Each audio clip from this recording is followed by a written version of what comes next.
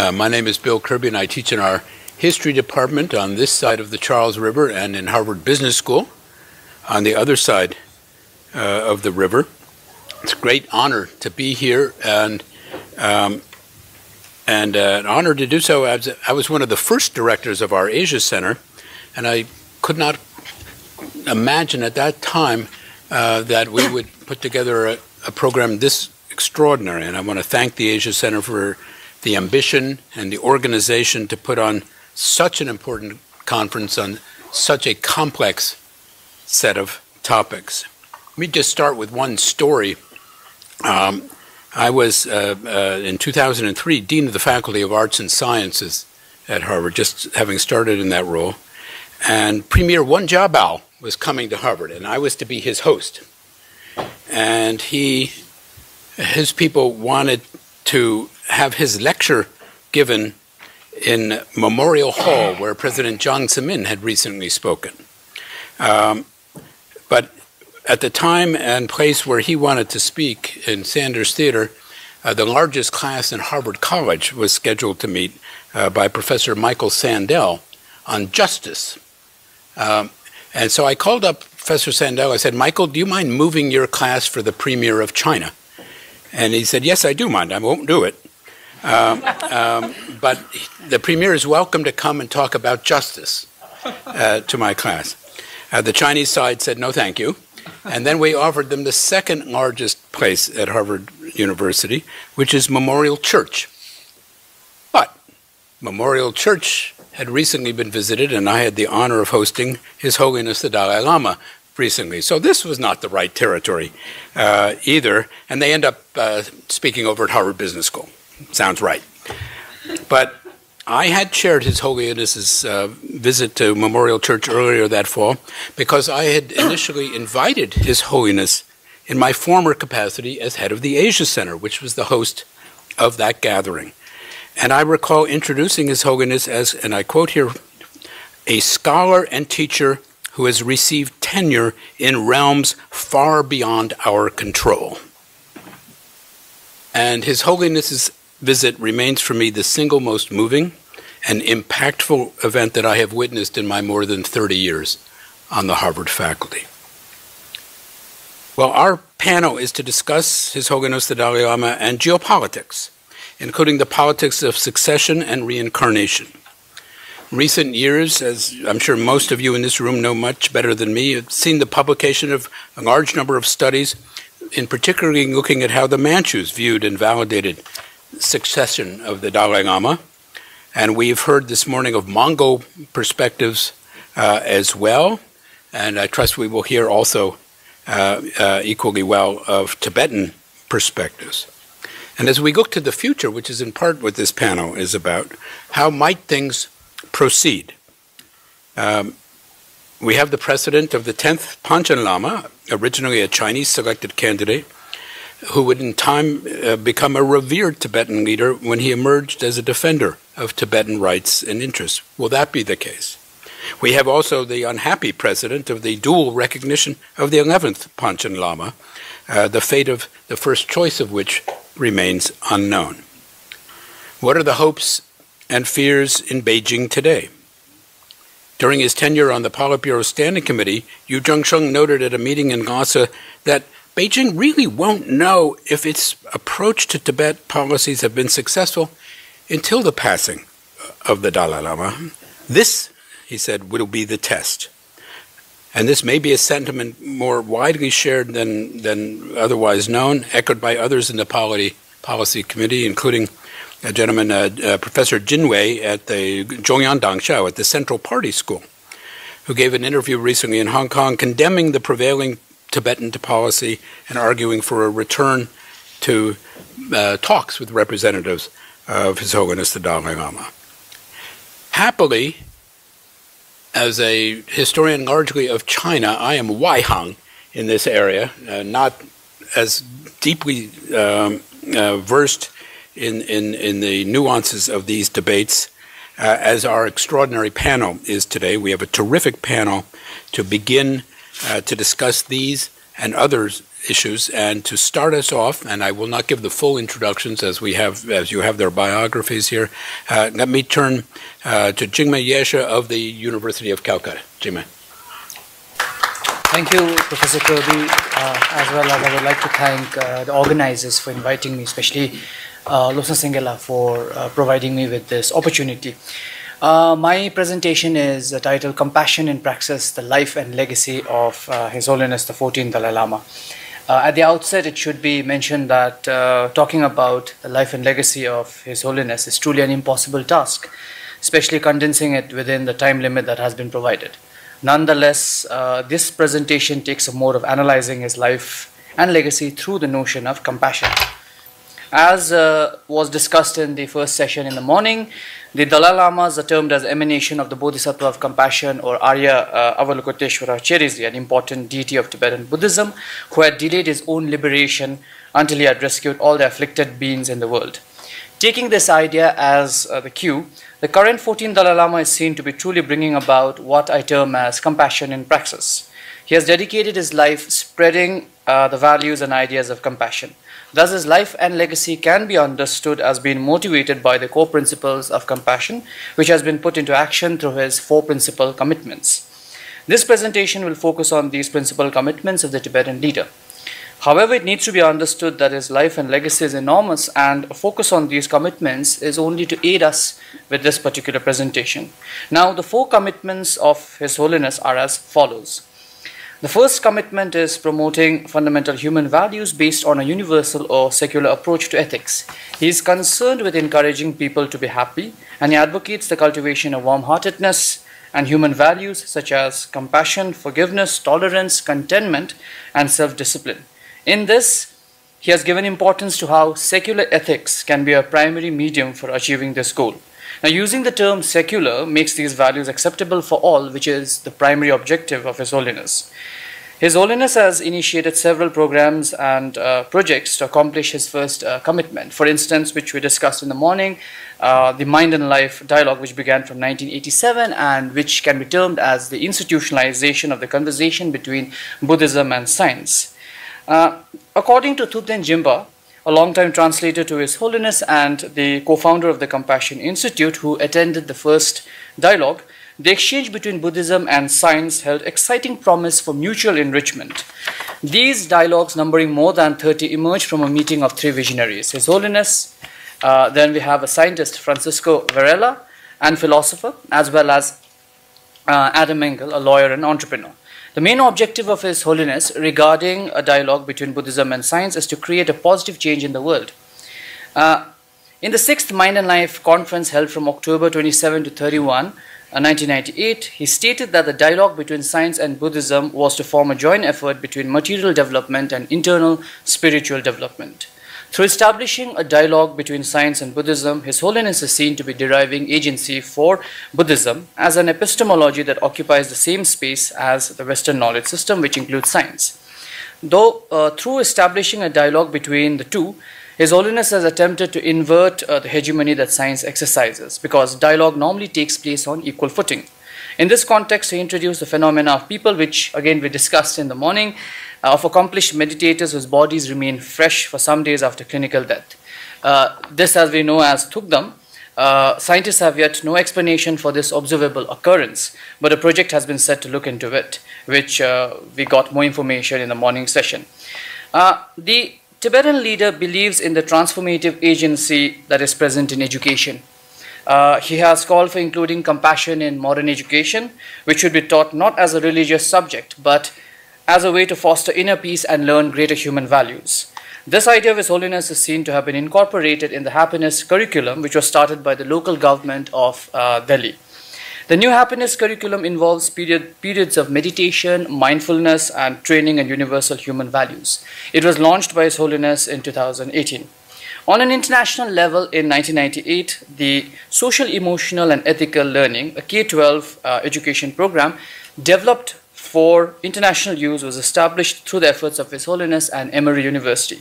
The program conveys a universal, non-sectarian, and science-based approach to bringing the ethical development of the whole child into education, an approach that has been advocated by His Holiness. On the 22nd of May, 2024 recently, the Indian state of Himachal Pradesh signed a letter of intent to implement the same, the SEE learning across all government schools in the state. Now, the second principle of His Holiness is completely linked to the first principle, which is to encourage harmony among the world's religious traditions. He strongly believes that all major world religions have the potential to create good human beings. He further encourages religious traditions to respect one another and recognize the value of their respective traditions. To fulfill his second commitment, he has participated as well as organized several interfaith dialogues. As early back as 1986, he had participated in a day of prayer for peace that had been organized by the Pope in Assisi. His Holiness's commitment to religious harmony and interfaith dialogue has brought a positive impact in the Himalayas.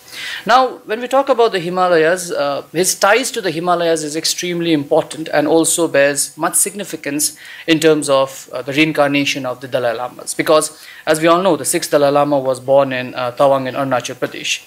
Now, with regard to this idea of interfaith dialogue and religious harmony, this is specifically seen in the context of Ladakh, a region in the northwest of the Indian Himalayas, which has a majority Buddhist population with the presence of a sizable Muslim community. Every time he visits Ladakh, His Holiness makes it a point to visit members of the Muslim community. For instance, in 2022, in a landmark visit to Ladakh, he accepted an invitation to meet the members of the Muslim community in the predominantly Zanskar district, which is a predominantly Buddhist district. During his interactions with them, he mentioned how he encouraged people to cultivate interreligious harmony. He also stated that in Zanskar, Muslims and Buddhist communities live in close harmony with each other, for which he thanked the Muslims. The Dalai Lama's legacy with regard to interfaith harmony is seen to have yielded a positive result in 2018, when Buddhists and Muslims from Zanskar presented a written pledge to him, vowing to address the past 6 years of communal tension and to embrace a harmonious future by promoting interfaith harmony. The communal flare-up had actually started in 2012 when some Buddhists had converted to Islam. The Zanskar Buddhist Association, which suspected the conversions to be forced, had threatened riots and had observed a strike. The pledge had been submitted to the Tibetan leader by representatives from both the communities, and according to one of the representatives, it was completely due to His Holiness's vision and compassion that enabled them to reach to this milestone, for which they were forever in debt. To carry forward this pledge, a peace committee, which we see in the picture, of 6 representatives from the 2 religions had been established. In 2019, he sponsored and funded a first ever national level Muslims conference titled Celebrating Diversity in the Muslim World in New Delhi. While the initiative actually came from the Muslims of Ladakh, it was well attended by representatives and leaders of various Muslim communities in India. Now, the goal was to recognize and promote inter-community harmony amongst the Muslims in South Asia. His emphasis on religious harmony is not only confined to his adoptive homeland, India, and his numerous visits abroad have also stressed on the need for religious harmony, for which he has participated in several interfaith dialogues.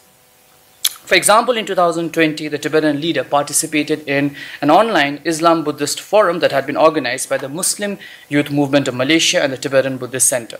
In 2023, the representatives from the Muslim Youth Movement of Malaysia visited the Dalai Lama in Dharamshala, India, and discussed about promoting religions as tools of peace. Hence, a major legacy of His Holiness is building religious harmony and interfaith peace in the world. With communal and faith-based violence increasing in different parts of the world, many of which, as we know, are spearheaded by religious leaders, his commitment towards interfaith dialogue and religious harmony is truly the need of the hour. His third commitment is directly related to his life, and it pertains to him being a Tibetan. And as the Dalai Lama, he is the focus of the Tibetan people's hope and trust. Therefore, he is committed to preserving Tibetan language and culture, the heritage Tibetans received from the masters of India's Nalanda University, while also speaking for the protection of Tibet's natural environment. Now, His Holiness has faced daunting challenges, as his homeland, as we all know, was taken over by the PRC in 1950-51.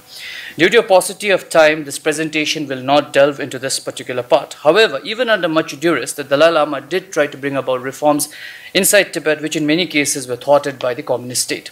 As a part of the nation-building project, the newly formed PRC under the leadership of Mao and the communists decided to liberate Tibet, which actually meant the Chinese occupation of the Tibetan regions. Since 1950, 1959, he along with thousands of Tibetan refugees have remained in exile in India, Nepal, as well as Bhutan. They have also migrated to other Western countries, and it was due to the initial efforts of His Holiness that Tibetan refugee settlements were successful and could sustain the growing refugee population. His Holiness also brought reforms to the exile administration with the introduction of democratic institutions such as a legislature and eventually a popularly elected executive. He also made the provision for the Tibetan legislature to be able to remove the Dalai Lama from office given a two-thirds majority in favor. In 2011, as was discussed a while back, His Holiness renounced his political role entirely with the election of a Sikyong, or president of the CTA.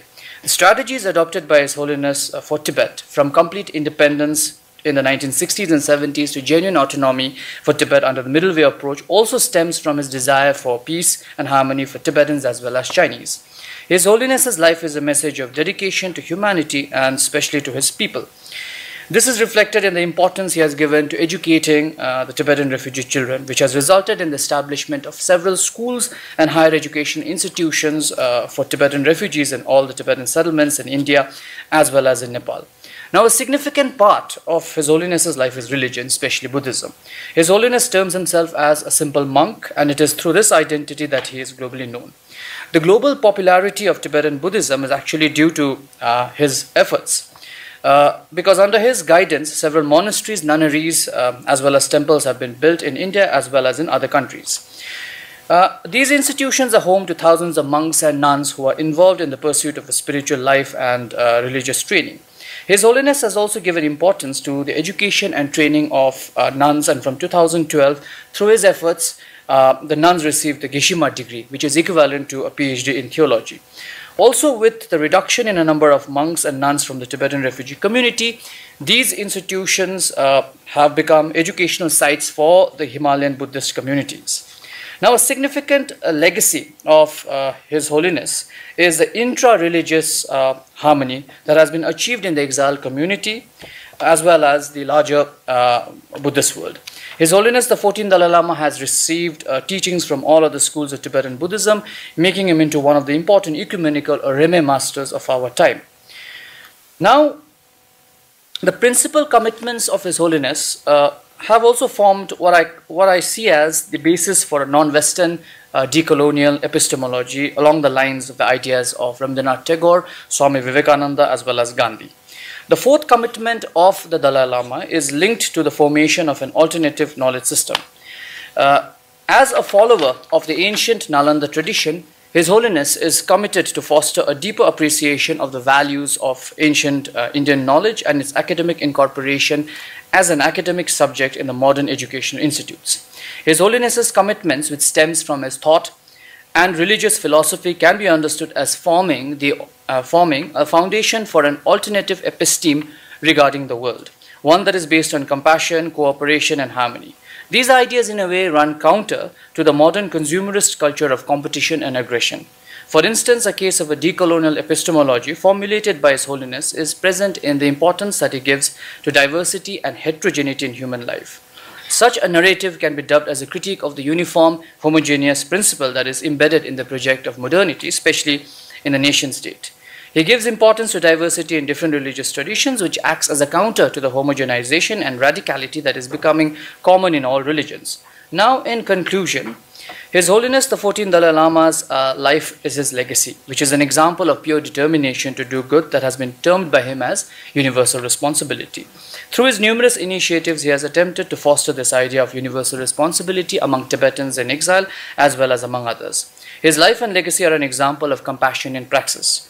The success of the Tibetans in exile is a testament to this particular legacy. The effective administration of the government in exile, along with a democratic setup, provides an alternative to Tibetans under the PRC, where there is a lack of basic freedom. His Holiness is seen to be carrying forward the anti-colonial, decolonial legacy of leaders like Gandhi, Martin Luther King, as well as Nelson Mandela. He has crafted a unique anti-colonial discourse which is based on the principles of compassion and non-violence. Furthermore, he links the root of this discourse to ancient Buddhist philosophy, especially derived from the Nalanda masters, which were preserved by Tibetans in the Tibetan language. This anti-colonial discourse that emanates from His Holiness is one based on liberty, justice, and truth, which goes beyond the confines of the nation state. And finally, In terms of reincarnation, it is extremely important to understand the legacy as well as the activities that has been conducted by the present reincarnation, because the idea of reincarnation is the next reincarnation, the future reincarnation will carry forward this particular legacy. So in that way, whatever activities His Holiness has been carrying forward throughout his life becomes a very, very important idea. Also, in this context, we need to understand that His Holiness has always emphasized that if he takes rebirth, it will be outside China or outside Tibet to a certain extent. Thank you. Thank you. Thank you very much for that very comprehensive, excellent summary of the life and legacy of His Holiness. Thank you very much.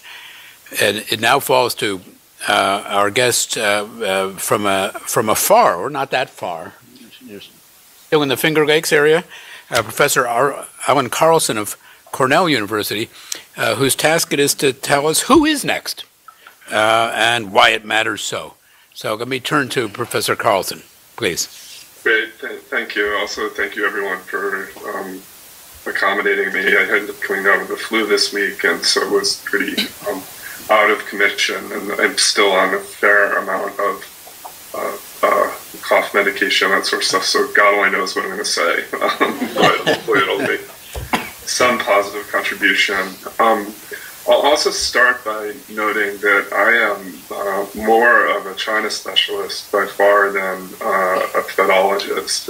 My study of China came from an interest in Tibet's relationship to China, but I stayed largely within the confines of kind of traditional sinology, particularly in the area of international relations, looking at great powers, U.S.-China relations, China's involvement in international organizations for about 20 years. 4 or 5 years ago, I shifted back to focusing more on Tibet in terms of language study and trying to catch up with the scholarship in the field, although my goodness, the presentations this morning were so diverse and so rich in their context that it really does feel like trying to follow up on something which can't be done. That being said, maybe as an outsider, I do have something to add in that I think some of the important underpinnings of this discussion have gone almost without being said, or at least have only been addressed indirectly in terms of talking about some of the sensitivities involved and the controversy that even holding a conference like this has generated apparently within Beijing and in Dharamsala as well. And so today what I'd like to do with my time is talk to you a bit about what I see as the major sort of vested interest in who's next.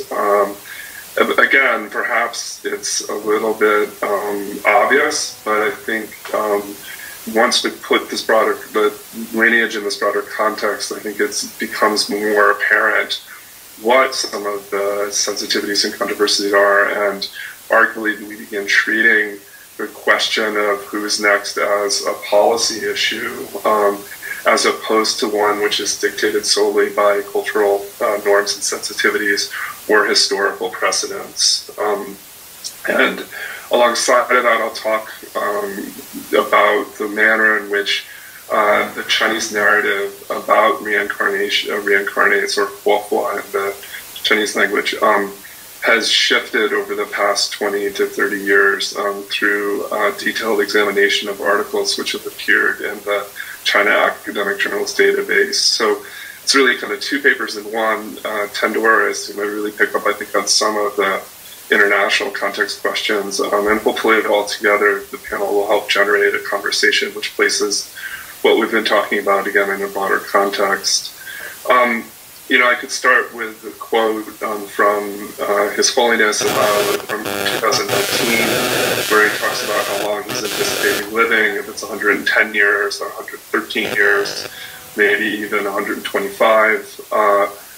But I think what's maybe more blunt to the point is in 2022, a Radio New Zealand article started, it was titled, Everyone Dies, Even the Dalai Lama, which was then immediately followed by the wording, Tibet and China are racing for what happens next.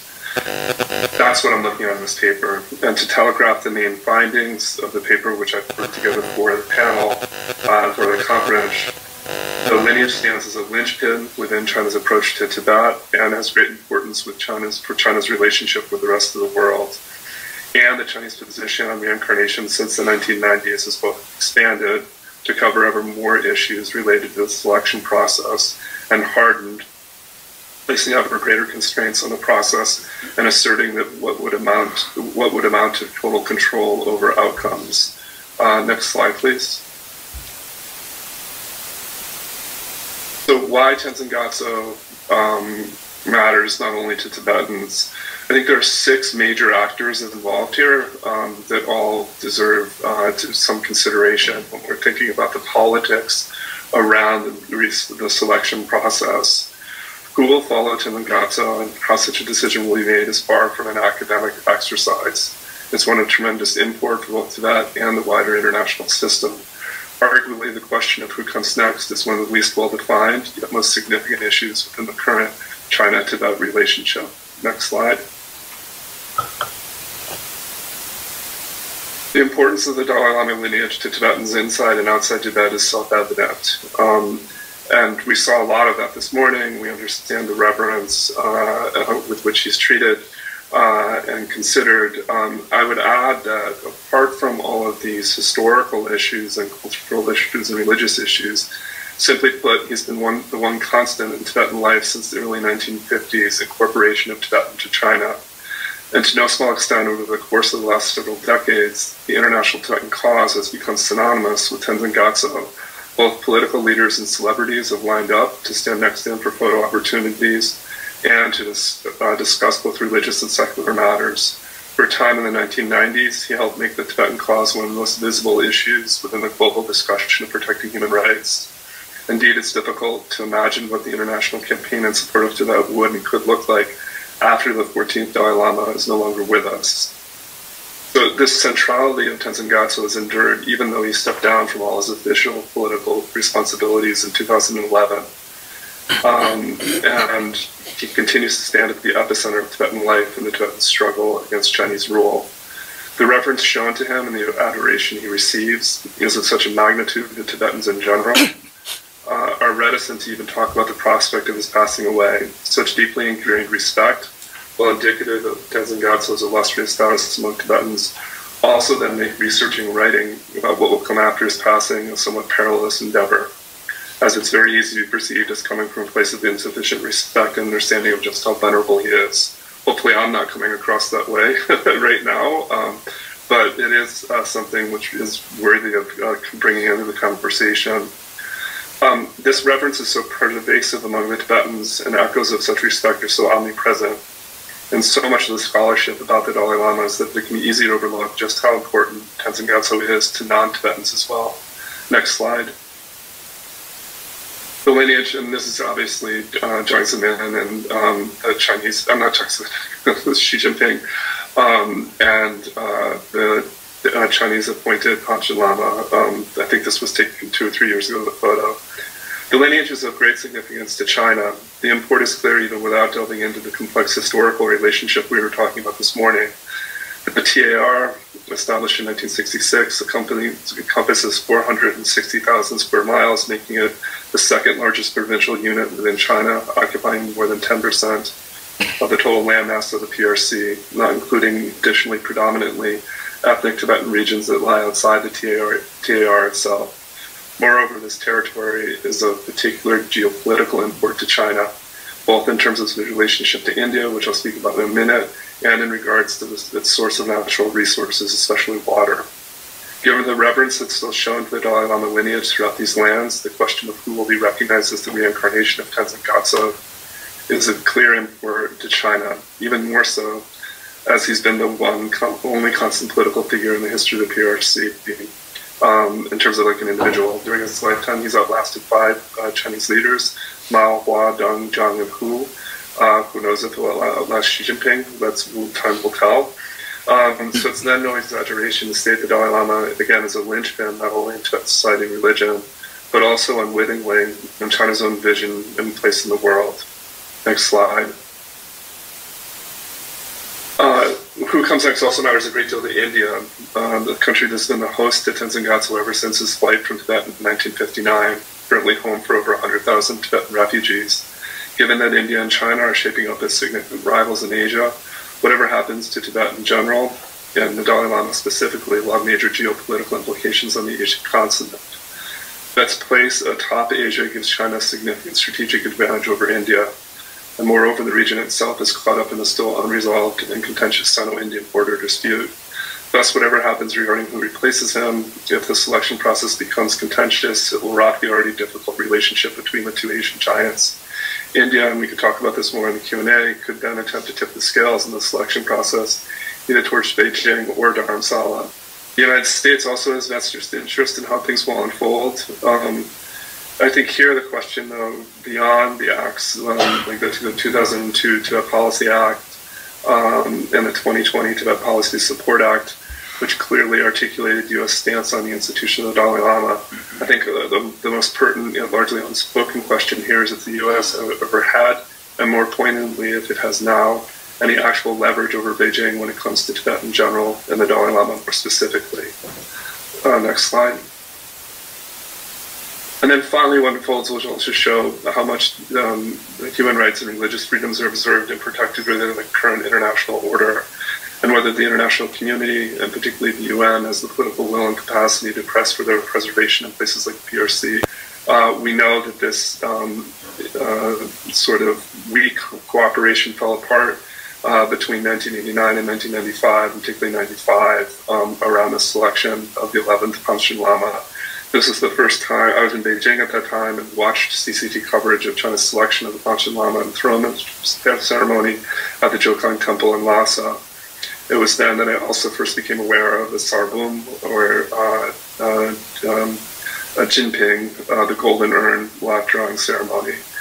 That being said, it was in 2007 with the passage of the Zhangchuan Huojiao Huofo Zhuanshi Guanli Danfa, or the Measures in the Management of the Reincarnation of Living Buddhas in Tibetan Buddhism, or MMR for short, that China really began to put a specific emphasis on how reincarnation would be affected. As noted in 2017 by Kuzmin, the law for reincarnates is designed, quote, is designed to put this institution under strict control of the Chinese state. It contradicts Buddhism and historical traditions. The system introduces new criteria and methods for recognizing Turkus, appealing to the need to adopt Tibetan Buddhism to the society that that is built by the CPC, by the Chinese Communist Party. The MMR was a clear turn toward tightening the screws in China's assertion of control over the particulars of reincarnation selection. Next slide. I did a search of the entire database of Zhangchuan Huojiao Huofo Zhuanshi, or the reincarnation of living Buddhas in Tibetan Buddhism.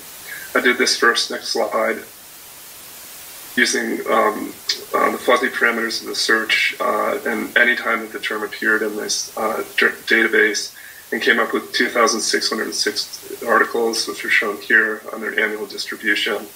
Given that that was a number of articles that was impossible to really dig into, next slide, I turned to looking more specifically at keywords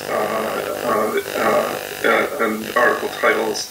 And then finally, on the next slide, just looking at articles that had the title Zhuanchuan Huojiao Huofo Zhuanshi in them.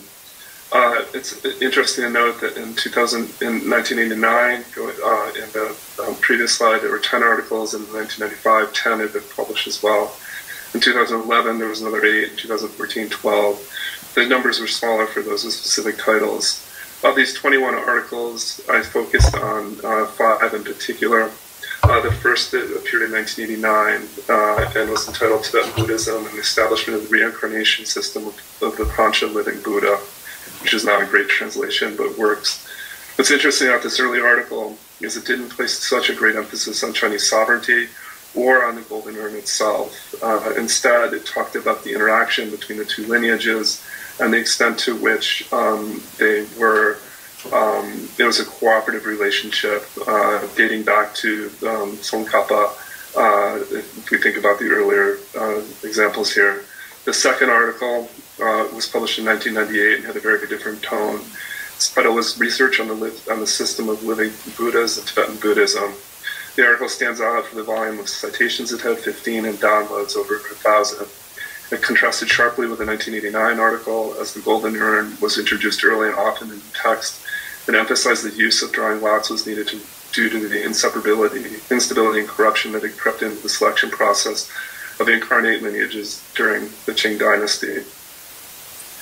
Third article was from 2013 and was titled The Reincarnation of Living Buddhas in Tibetan Buddhism, and was published in Zhonghua Zangshui, and provided a broad overview of the evolution of the tradition of reincarnates in Tibetan Buddhism.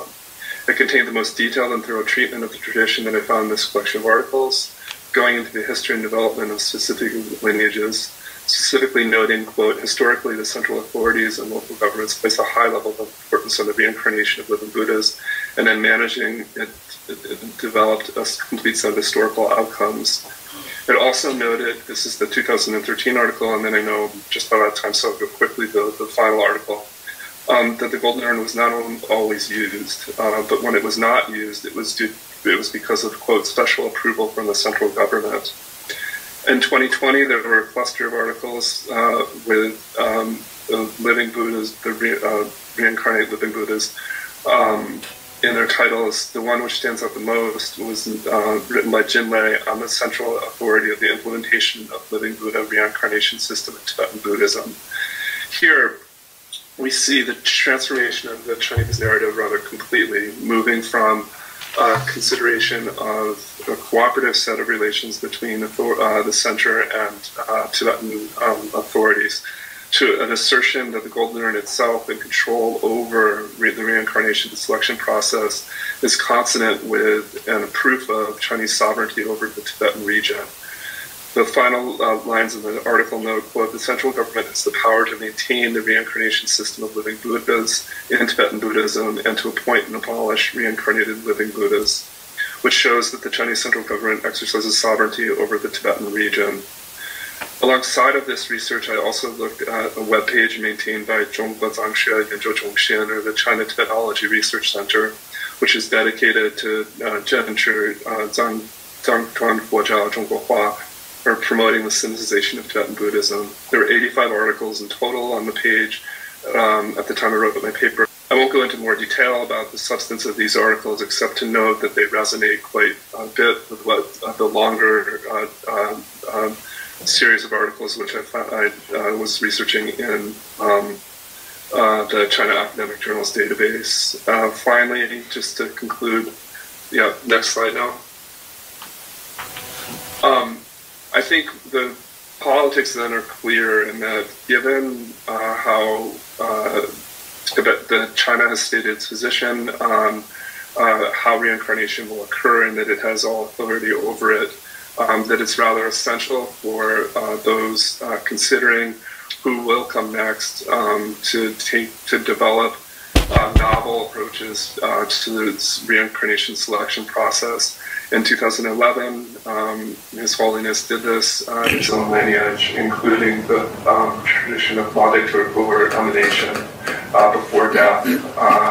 This remains a somewhat controversial issue within the Tibetan community, but I think it's one that would potentially put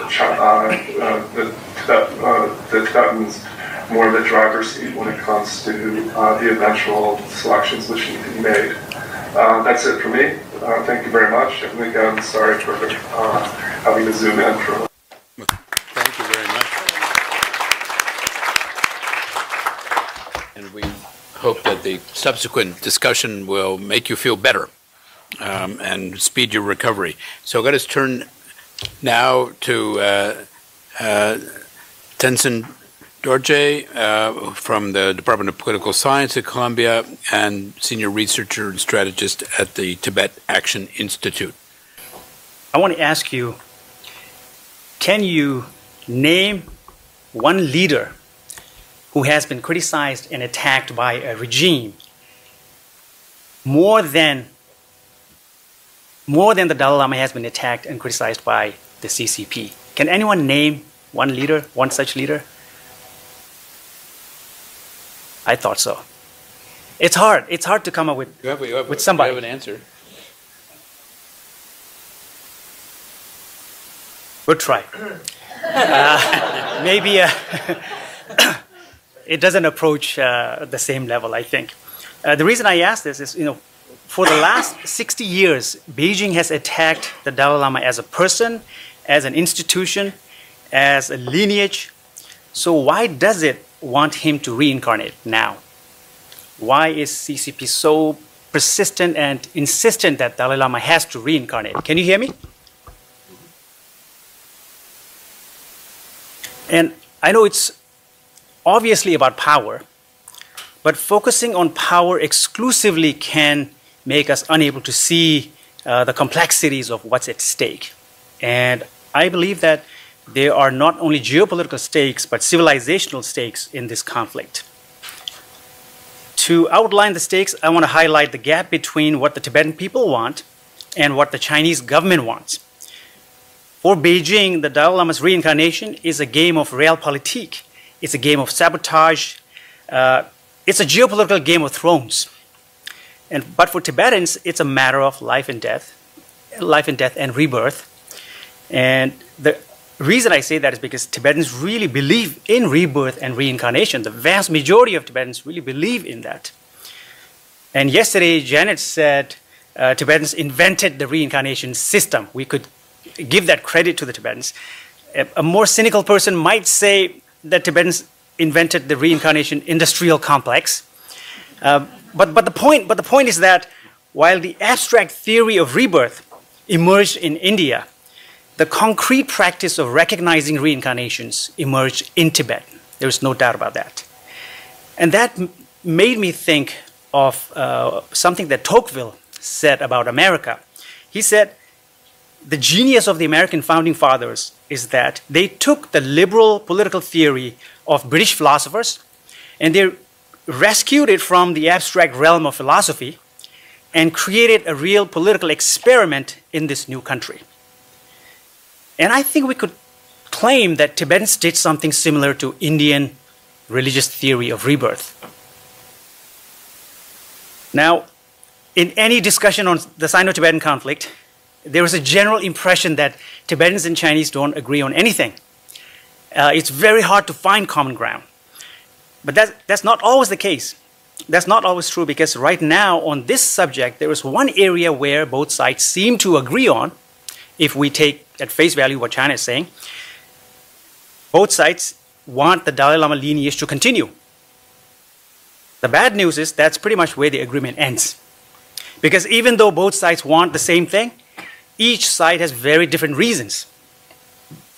When Tibetans say they want the lineage to continue, the reason is very obvious.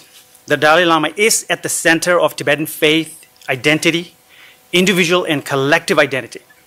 Metaphorically, Tibetan Buddhism without the Dalai Lama is like Catholicism without the Pope. But analytically, there are two informal roles. I think there are two informal roles that make the Dalai Lama uniquely important. One is meaning-making, his meaning-making function, and the other is his mobilizing power. Now let's look at meaning-making.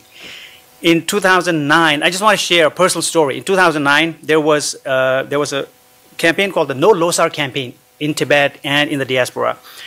And it was basically meant to mourn, suspend the Losar Tibetan New Year celebrations in order to mourn those who died in the 2008 uprising.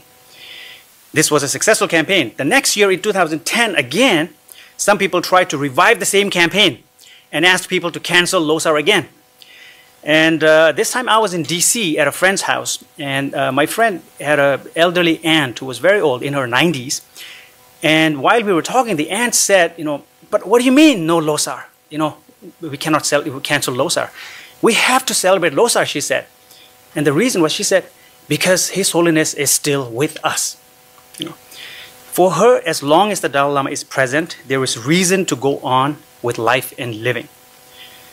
Another example, a very famous example, Palden Gyatso. He was a political prisoner for 33 years. He passed away a few years ago. In his autobiography, Fire Under the Snow, he describes the moment right before his audience with the Dalai Lama. He says how, like all Tibetans, he too had imagined this moment 1,000 times in his head, all through the years he was in prison. And you can see in that description, you can see how his devotion to the Dalai Lama is at the center of what gives meaning to his existence and a sense of purpose to all of his suffering, losses, deprivation, and persecution. Another political prisoner that I've met and spoken with many times is this guy called Jaman Surim, who lives in Switzerland. And he told me he was a political prisoner for 5 years, and he told me the same thing. When he was in prison, when he hit his lowest moments in prison, he would visualize His Holiness. And all of a sudden, that would give him the purpose he needed to go on, to keep going. So when you hear more and more of these stories from all types of people, not just political people, just like ordinary citizens, apolitical people, every type, you begin to understand why thousands of people cross the Himalayas just to see His Holiness once in their lifetime. And in an age of disenchantment, where there is a global crisis of meaning, the Dalai Lama continues to be an inexhaustible source of meaning. However, the Chinese Communist Party doesn't really care about the meaning-making side of the Dalai Lama's role. What Beijing cares about is the mobilizing power of the Dalai Lama.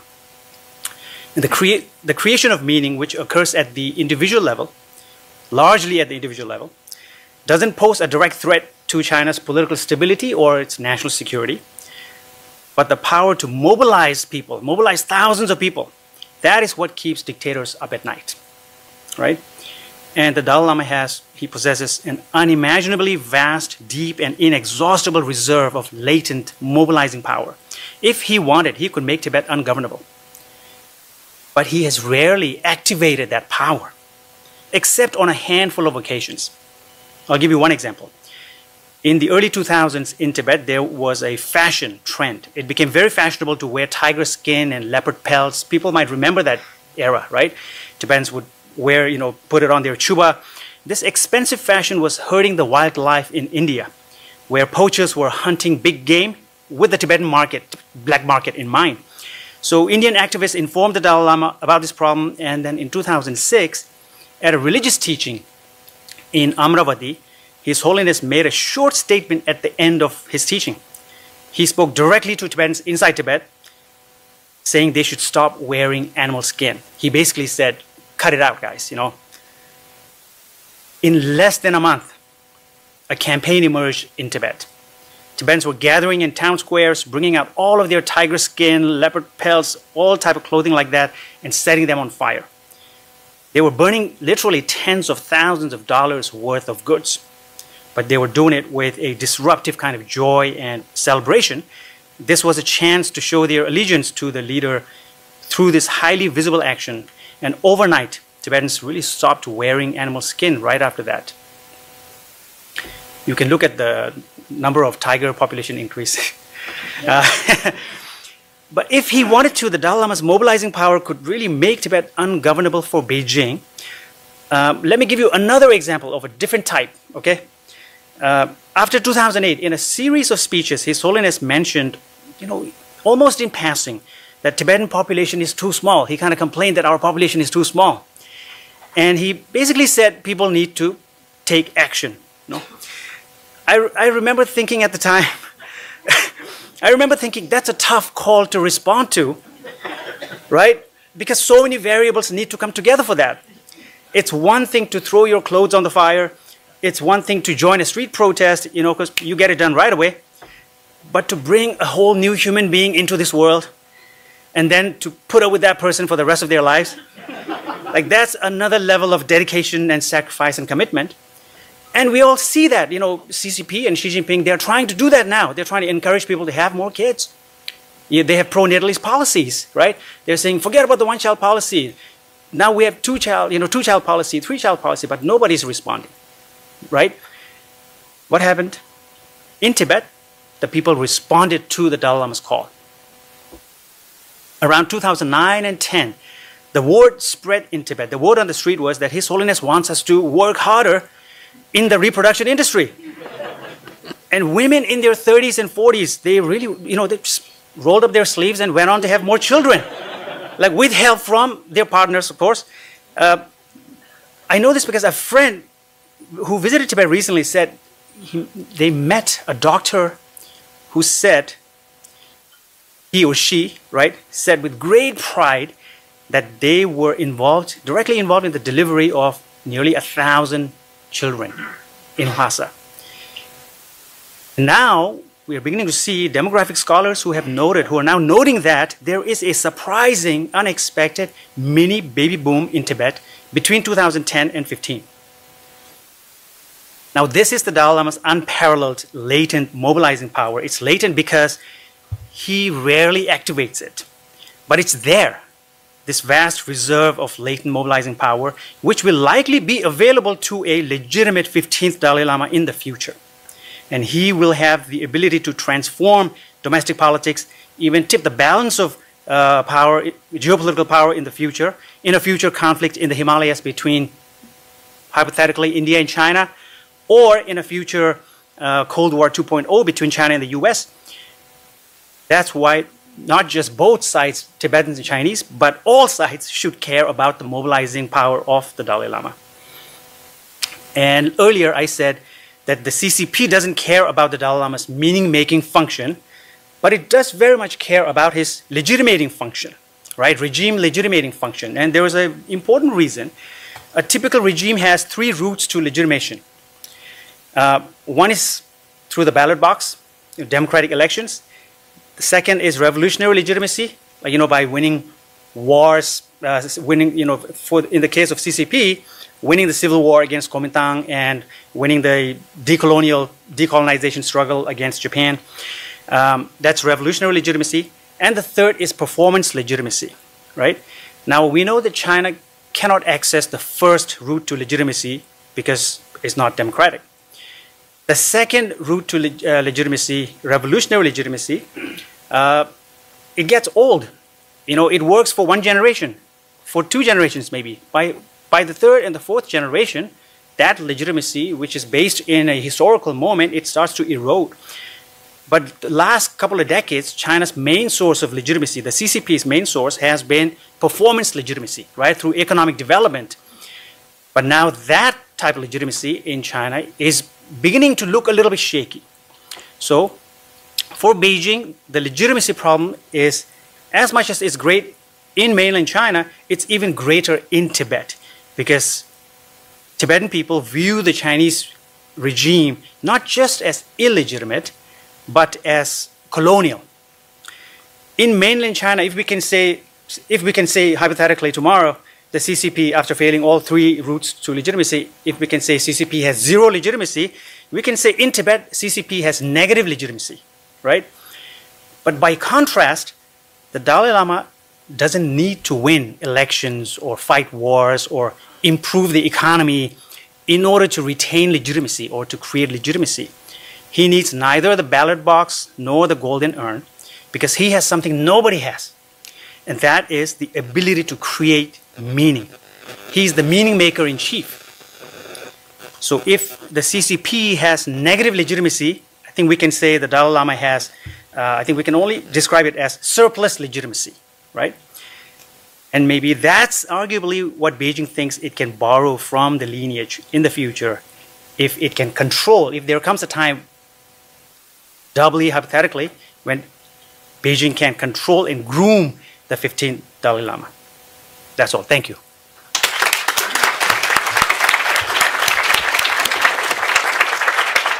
And thank you very, very much for setting us right up to the current moment of political choice on the Chinese side. So let us now, we have a full half hour for questions and answers. And Professor Carlson, you're still with us. Thank you so much. So the floor is open if individuals would identify themselves and ask, and we'll start right away. Yes, sir. This is Aoife from Asia Center. I'm a Buddhist nun from Taiwan, not from PRC. Okay. Well, I'd like to offer kind of a from non-Tibetan Buddhist tradition to look at this reincarnation of a Dalai Lama's issue. Well, as we all know that in the Theravada tradition or the Han tradition, the Han Chuan佛教, the Sinitic Buddhist tradition, there was no reincarnation of Guru. So definitely this reincarnation of Panchan or Lama, it's very unique in the Tibetan tradition. And then this morning we all talking about all this background, and especially to do with either it's more like a political, for me it looks like a more political implication rather than religion, because I think that the reincarnation of a Dalai Lama is very important for especially the exile government. That's the way I understand. So, but here I have a question I'd really like to ask. Is it ever like a Dalai Lama make a statement? Have you ever thinking about like abolish this reincarnation? Because sometimes in the media, they will sometimes say, well, he claimed in the past he claimed to abolish this reincarnation. Did he ever make us say, okay, I'm not coming back? Okay, the secondly, I think that I myself have a kind of criticized about this reincarnation system. The first one, I think that it's not very healthy for a child education. Thinking about like those are picked up by as a candidate, and their education is not very normal. And also, I think the honor or title should be earned through the marriage. But right now we have all this reincarnation of, Karmapa or Hofo, living Buddha.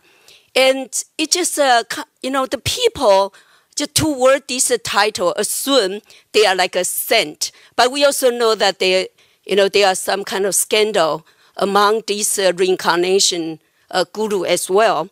So, and then the other issue is, even though you pick up a 15 Dalai Lama, then, it will be baby. And then you also have 18 years or 20 years, the vacancy. There was no Dalai Lama at all. And so it kind of reminds us about like in Chinese imperialism that you have a like child emperor, then you have the supervisor for the country. So this is all kind of my criticism on this system. Thank you. It sounds like you're criticizing both sides then at the moment. Yeah. Any comments? I'll go first.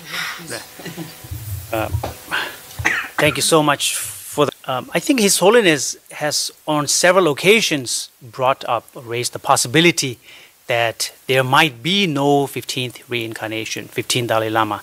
And he has floated a number of different possibilities, right? And we are all familiar with the diversity, the huge range of possibilities that he has kind of painted. And I do think, there is a great credibility to the point that you make. Even among Tibetans, there are people who feel that, the reincarnation system, the Tulku system in general, is a system that is liable to become corrupt quite easily. And as much as it has brought the Tibetan civilization and the Tibetan political community a lot of great things, there are a number of different flaws with the system. But I think the biggest problem right now is, I think, if the Tibetan people had been left to their own device, and if they had had the freedom to make the type of reforms that they would have wanted to make, I think the chances are great that there would have been lots of major reforms already have taken place in the religious reincarnation system.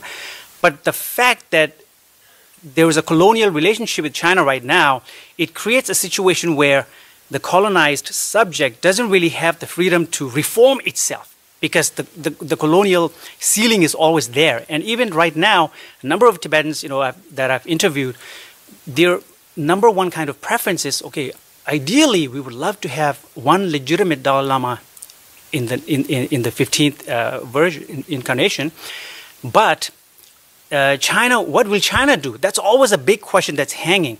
And with His Holiness, if he decides that there is no next Dalai Lama, chances are that the Chinese government will still come up with a Dalai Lama. And that kind of ruins the benefits or the intended goal of why there was going to be no Dalai Lama in the first place, to reform the reincarnation system. So I think that's the factor that makes everything much more complicated.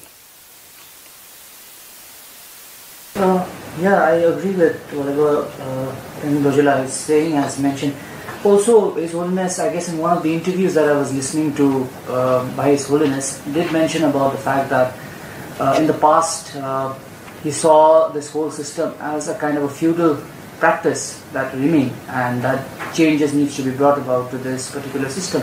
In fact, in my presentation I was emphasizing that even inside Tibet, when he was there, he did try to bring about numerous reforms. Of course, those reforms were either stalled by the monastic aristocratic group or by the CCP. But then reincarnation itself is it's a unique Tibetan Buddhist phenomenon. And as you mentioned, you brought about Theravada Buddhism. I'm not really an expert, I'm not a student, neither am I a scholar of religion. I mostly focus on political science, on international relations. But the little knowledge that I know is this idea of reincarnation, I guess, comes mostly from Tantric Buddhism, one way or the other. So, and we are strongly influenced by Vajrayana Tantric Buddhism. So in that way it is borrowed from these practices. Thank you. Professor Carlson, any comment? Don't need to, unless you wish. Yeah. No, briefly, and to pick up on what Tandor was saying in response to the question and also during your presentation, and particularly because your question is coming from someone from Taiwan. It's interesting because one could conceive of she perhaps reversing course the more coercive policy measures which have been put in place, and reaching out to engage in dialogue with Dharamsala, with the Tibetans in exile over the eventual selection of the 15th, in which case they think would garner potentially more legitimacy, not only within the Tibetan community, but also across the Taiwan Straits as well. Again, there's no evidence to suggest that she is heading in that direction, but it would be a kind of novel solution to where things stand, where they appear to be headed. Thank you. Other questions? Yes, please. And actually, to whom do you? Hi, I'm Dibyesh Anand from University of Westminster, London. So question, very quick one for Tenzin. You mentioned about the demographic change possibly in last few years because of possibly Dalai Lama's advice inside Tibet. Is there similar baby boom in exile? If not, why not? And Jigme, again, could you expand? So I agree with you in terms of of course, the legacy and the life of His Holiness the Lama.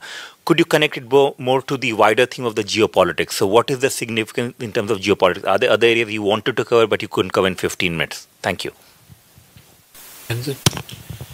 Yeah, thank you, Dibesh. I think, in exile, the numbers are much harder to track because people are all over the place. So there isn't, people are no longer in the settlements as they used to live in. And I think there potentially would have been a baby boom. And if not, the reason probably would be that the trend or the direction would have been offset by the people's migration to the West in large numbers. And migration always goes against demographic increase. So I think I would point to that one.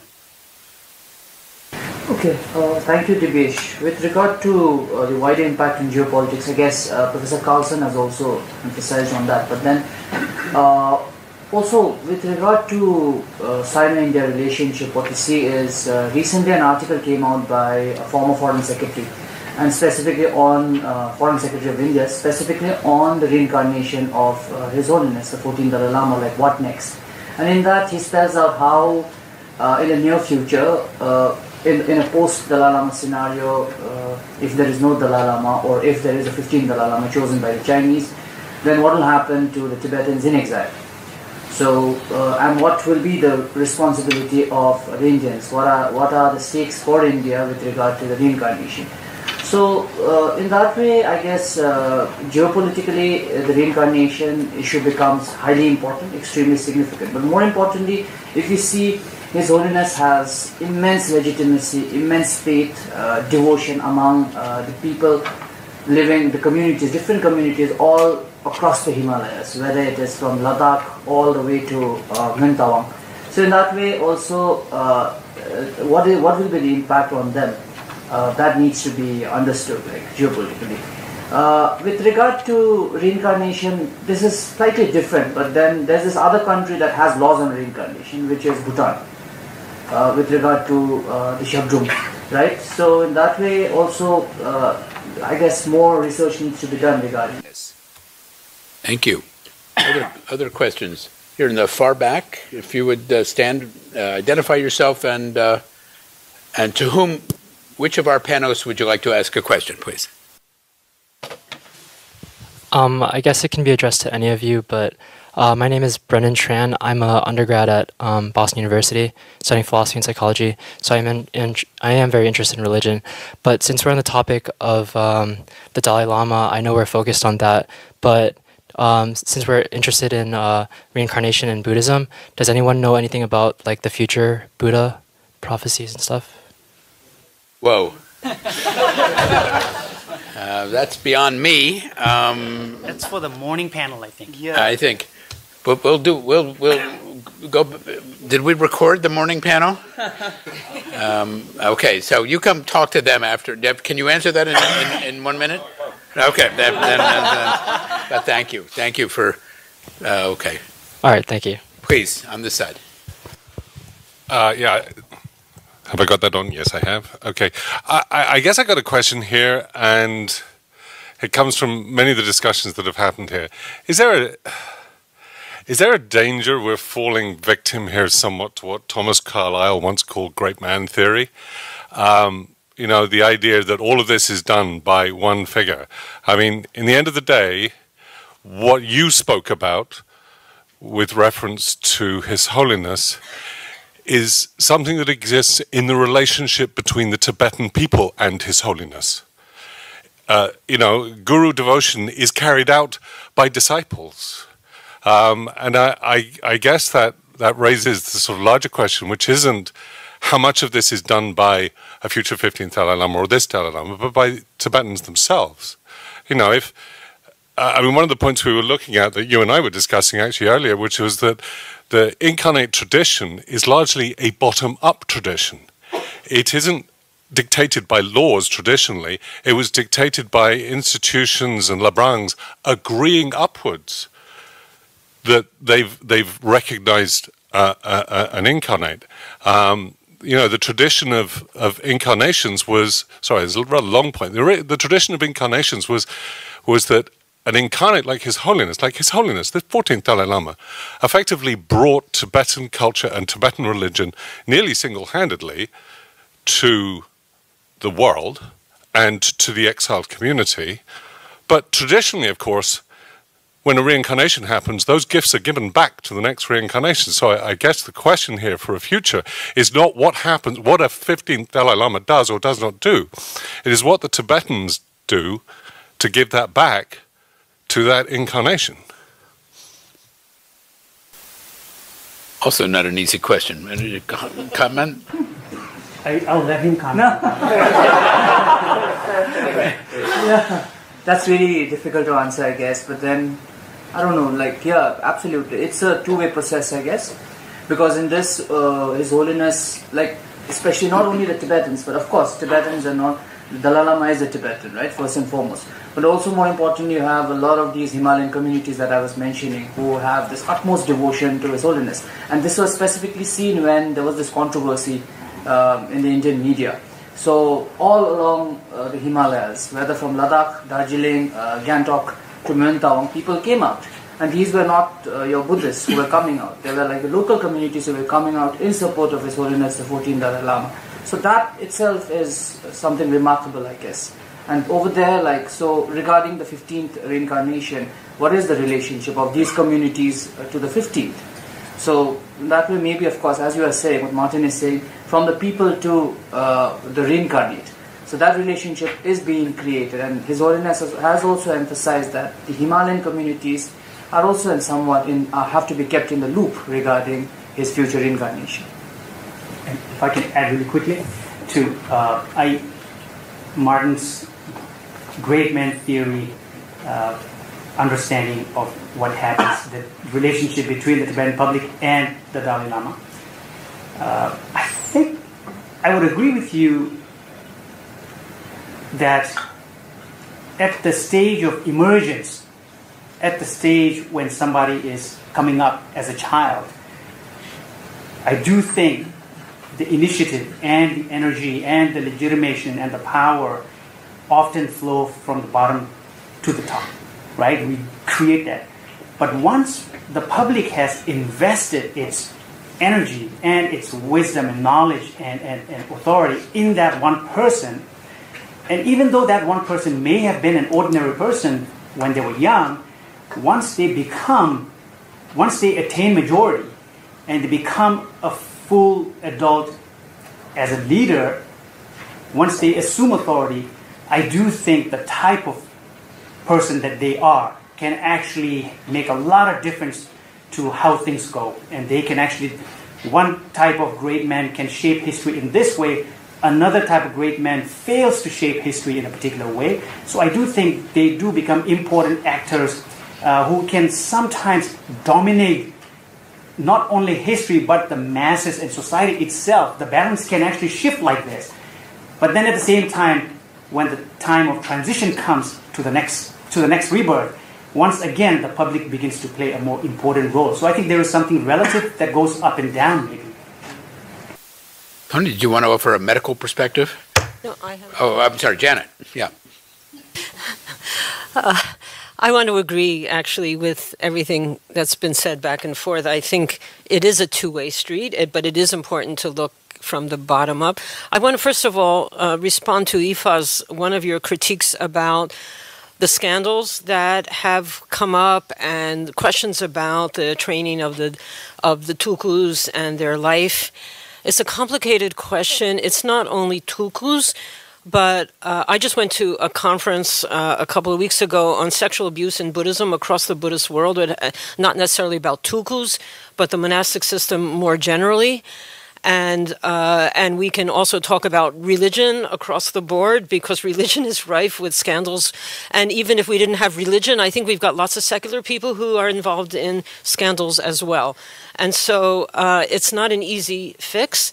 I do want to make a case, and it sort of goes after Tendor's comments about the raising of tulkus. And of course, there's many, many tulkus, and it varies widely. But there is a fascinating and really highly developed culture by which this young person is raised in a context with exceptional people who raise the child up to think of themselves as a reincarnation. Something happens in the formation of their character and their virtues. If you look at Tibetan history, we do have many examples of, going back in history for hundreds of years, extraordinary leaders. We have lots of tulkus who intervened, for example, between warring parties, great intellectuals, great leaders in a variety of ways. I think when done well, and that's, of course, an important criteria, when it's done well, the tulku system is a really interesting alternative model of raising children, of raising leaders, of inculcating a certain kind of virtue and a certain kind of self-conception. If you really are raised to think of yourself as Avalokiteshvara, as a bodhisattva, something happens to you. And not every tulku steps up to the plate, but some of them do. So I wouldn't want to necessarily rule it out altogether. So that's my comment. Thank you. My question is for Tendola, I should say Dr. Tendola. I'm really intrigued by your model, and particularly the performance legitimacy being the project of the CCP in the rebirth of His Holiness. And I felt like it was particularly aimed at the Tibetan community, but I wanted you to elaborate a little bit, reflecting on how that might affect mainland China and mainland Chinese. In particular, I'm thinking about the tremendous transition of mainland Chinese seeking lamas as their teachers, Larungar being a really great example, Lodutai, but also all over the plateau, and what that project also might mean for maybe a broader community. Actually, I would suggest, so there are many other people here who are much more well-versed in the historical aspect of the legitimation relationship between Tibetan lamas and Chinese emperors, or Tibetan lamas and Manchu emperors, Tibetan lamas and the Ming, Tibetan lamas and the Mongol Yuan emperors, right? So I think that goes back very far, and all I would say is, yeah, I do think the CCP is kind of a aberration when it comes to, if you think about how the CCP being avowedly atheist from its very founding began to attack religion in a certain way, and especially Buddhism in a certain way. But even then, Tibetans do hear about how right now there are lamas in Tibet, some of whom count among their disciples some extremely important Chinese figures, political figures, right, hugely. And there are also interesting anecdotes we hear about, was it Zhao Ziyang or some of the retired top brass CCP members? They are publicly atheists all of their life, but when they die, their family sends a request to Dharamsala for the Dalai Lama to pray for them. So I think there is, a really interesting connection in that sense. But in terms of in the area of legitimation, if Xi Jinping goes the way, if the three legs of legitimacy for the CCP right now, they crumble, it does seem like Xi Jinping is going for full-on dictatorial powers, and in the future, if that comes to be a particular type of scenario, it's hard not to imagine the possibility that in his mind he may be thinking of looking to the history of the Manchu Qing era and how the Manchu emperors legitimated themselves when the Yongla or a particular Manchu emperor usurped power and come to power. What tactics did they use to legitimate their empire and rule at that time? And if he may not be drawing lessons from those kind of stories. Well, let me just turn the question. I wonder if when Xi Jinping passes to the great beyond, that he will be buried like the Qianlong emperor in a tomb in which there will be Buddhist sutras on the ceiling in two languages, Sanskrit and Tibetan. I doubt it, but we shall. So I have a question for as we're to look at the geopolitics of this, which are not just or even primarily international, but broadly across the Tibetan Plateau to Beijing and India. If it were true, if it is true that there had been an agreement for the choice of the 11th Panchen Lama that came askew because of the way in which the announcement was handled, I mean, that's at least what I've been told by some. I don't know that I have no proof. It shows a capacity or willingness on the part of some in Beijing to work together, and later that policy that will have changed in that particular instance. There are at least some hints of divided councils in Beijing about what to do in this circumstance. If you that comment by Yu Zhengsheng that I mentioned when he was in Lhasa, that the passing of the Dalai Lama that's the only test as to whether their policies will have worked or not worked, or the commentary by Jin Wei and critique of others of China's Tibetan policy.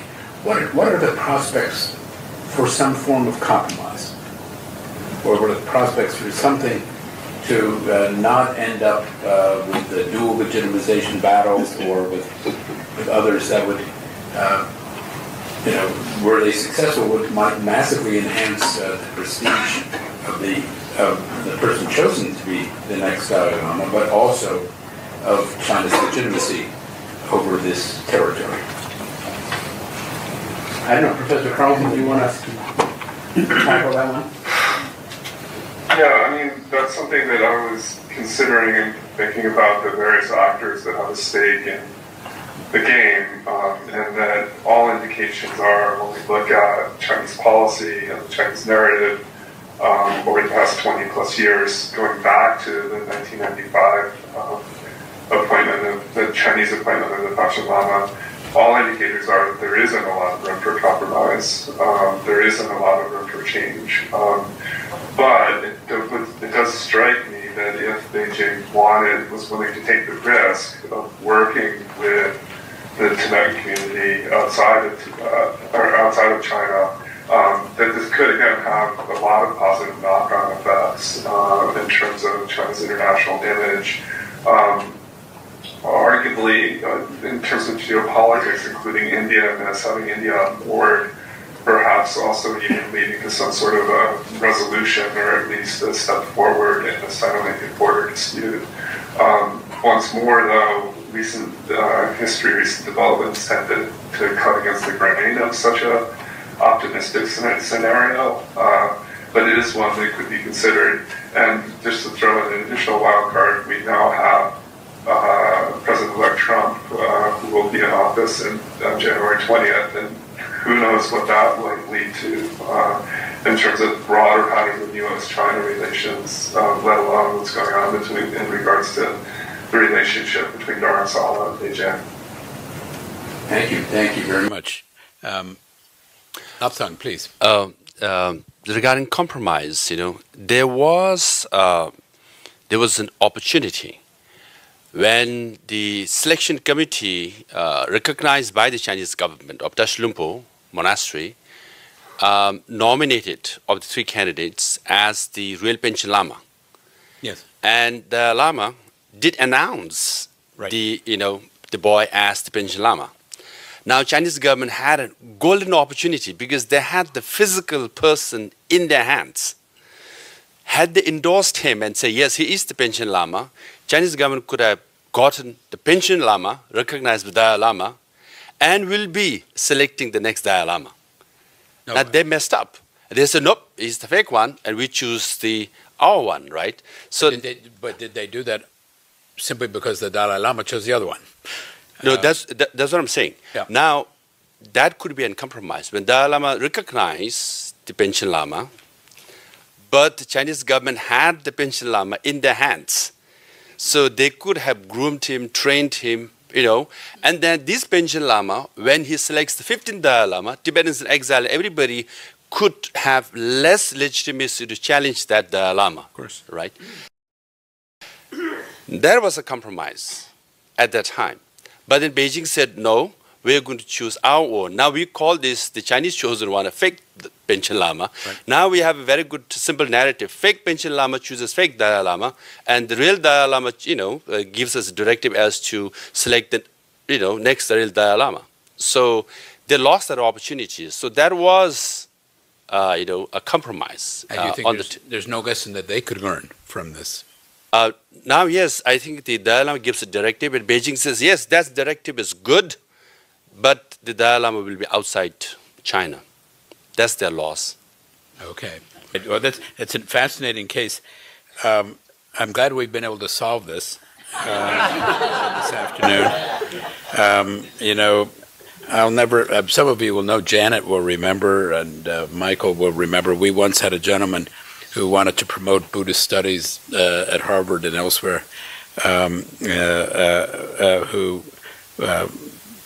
said to me, this is in 2011, that he was so excited about this prospect for this moment for Tibetan Buddhism because, and he said it in a big whisper, Xi Jinping is a secret Buddhist, and he's going to bring back the Dalai Lama. He's been very secret about it so far, but if his term keeps extending, who knows? Anyway, thank you. And I want to send a personal thanks to Lapsang, Sange for helping to mobilize this entire enterprise and for his personal invitation to me to be part of it. It's a pleasure and an honor for us to have the, how shall we put it, the Sikyong Emeritus here with us at Harvard. So thank you very much. And we are at break time, 15 minutes. Thank you so much. Professor Carlson, thank you so much. I hope you feel better. Oh, yeah.